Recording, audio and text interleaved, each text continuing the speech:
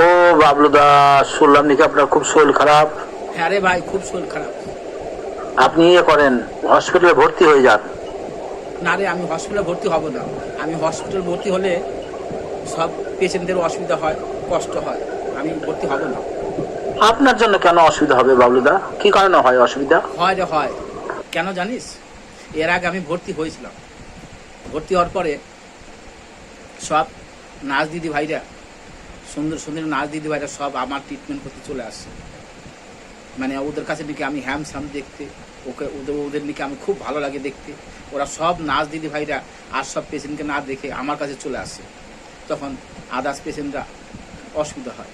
একজনের মাথা টিপতে লাগে, একজনের চুম্বো দিতে লাগে, একজনা পা টিপতে লাগে, হাত টিপতে লাগে, নিয়ে একজনা এইটা সেটা করতে। আমি বলি ওই আলাদা পেশেন্টদের তোমরা ট্রিটমেন্ট করো, আমাকে করো না।